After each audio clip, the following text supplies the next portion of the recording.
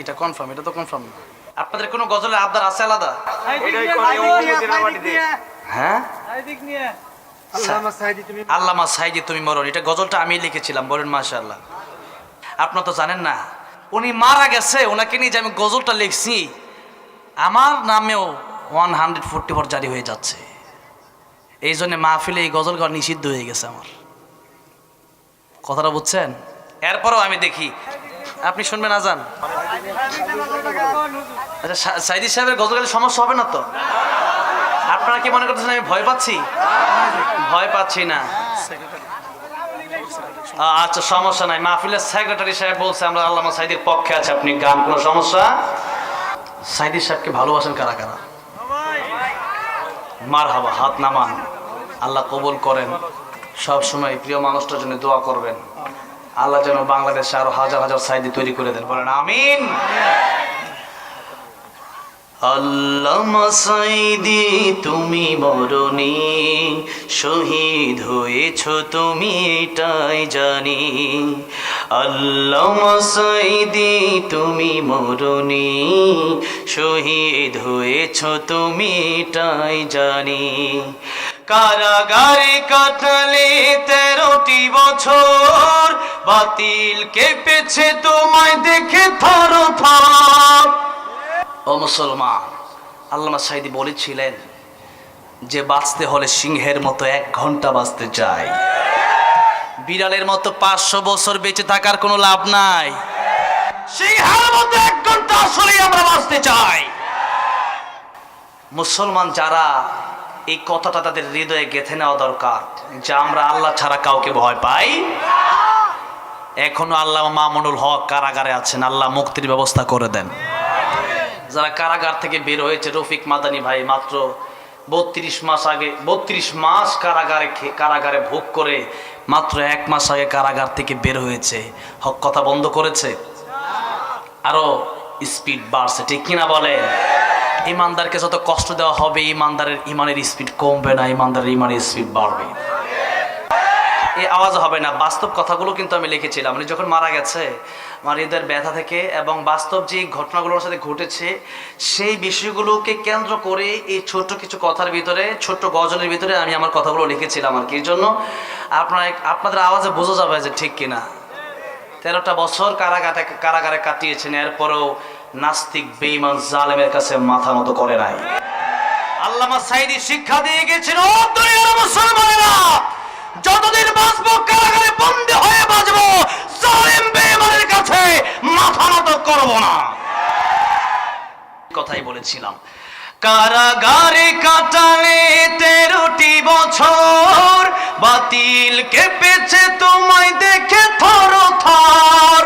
কারাগারে কাটালে 13টি বছর, বাতিল কেঁপেছে তোমায় দেখে থর থর। তুমি যে ছিলে মোদের নয়নমণি, শহীদ হয়েছ তুমি এটাই জানি। শহীদ হয়েছ তুমি এটাই জানি। দেহ মাঝে যতদিন ছিল তব প্রাণ, বলেছিলে তুমি সেই প্রভুর কালাম। দেহ মাঝে যতদিন ছিল তব প্রাণ, বলেছিলে তুমি সেই প্রভুর কালাম। তাই তো ভাবি তোমায় প্রতিদিনই, শহীদ হয়েছ তুমি এটাই জানি। দেখা তো হবে না আর এই জীবনে, দেখা হবে জান্নাতে ফুল বাগানে। দেখা তো হবে না আর এই জীবনে, দেখা হবে জান্নাতে ফুল বাগানে। এই আশা কবুল করো আল্লাহ তুমি, পড়েন আমিন। এই আশা কবুল করো আল্লাহ তুমি, শহীদ হয়েছ তুমি এটাই জানি। আল্লামা সাইদি তুমি মরণি, শহীদ হয়েছ তুমি এটাই জানি। আল্লামা সাইদি তুমি মরণি, শহীদ হয়েছ তুমি তাই জানি।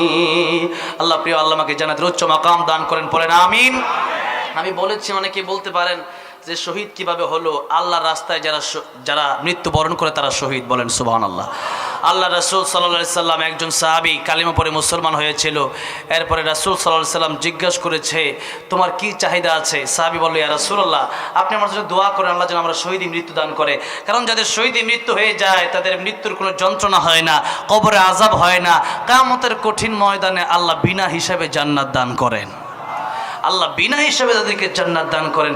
ইয়া রাসূলুল্লাহ, আপনি আমার জন্য দোয়া করেন, আমি যেন শহীদ হই।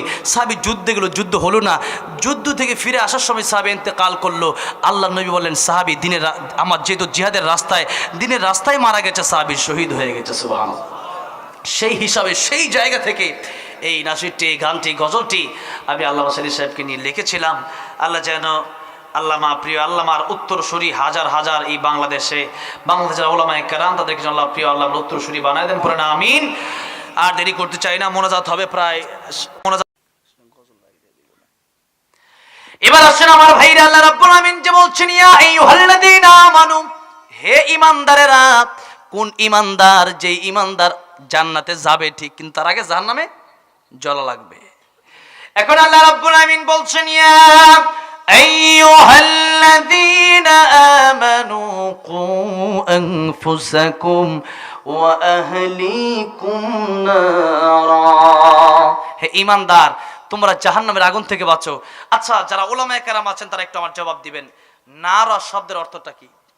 আগুন। নারা শব্দের অর্থ কি বলেন? আগুন। আচ্ছা, কোরআন শরীফে জাহান্নাম শব্দ আছে না নাই? কোরআন শরীফে জাহান্নাম শব্দ আছে, কুল নারু জাহান্নামা আসাদ্দু হাররা। কিন্তু আল্লাহ রাব্বুল আমিন এখানে জাহান্নামের কথাটা বললেন না, আল্লাহ পাক বলছেন নার। নার শব্দের অর্থ হচ্ছে আগুন। এখন আল্লাহ তাআলা যে বলছেন তোমরা আগুন থেকে বাঁচো, আমি এর অর্থটা শুরু থেকেই করতেছি যে আপনি জাহান্নাম থেকে বাঁচেন। তো আমি কিভাবে অর্থ করলাম দেখেন, আল্লাহ পাক কোরআন বিল কোরআন এখানেই আল্লাহ পাক স্পষ্ট করে দিয়েছেন। আল্লাহ রাব্বুল আলামিন সূরা তাহরিমের 6 নম্বর আয়াতে যেই কথা এতক্ষণ আমি বললাম, এরপরের অংশে আল্লাহ রাব্বুল আলামিন বলছেন, ওয়াকুদুহান নাস ওয়াল হিজারা, যেই জাহান্নামের ইন্ধন হবে মানুষ আর পাথর। বলেন তো, দুনিয়ার আগুনের লাকড়ি ইন্ধন কি মানুষ হয়? মানুষ হয় না। আর কিয়ামতের কঠিন ময়দানে আল্লাহ পাক জাহান্নামে মানুষকে দেবেন যারা নাকি গুনাহ করবে, যারা নাকি ঈমানদার হওয়ার পরেও আল্লাহর কথাগুলো মানবে না, তাদেরকে জাহান্নামে দেওয়া হবে। বলতেছি আমার ভাইরা, আমার মুরব্বি ও জিরাম, অল্প সময়ের ভিতরে এই কথাগুলো শেষ করে দেব।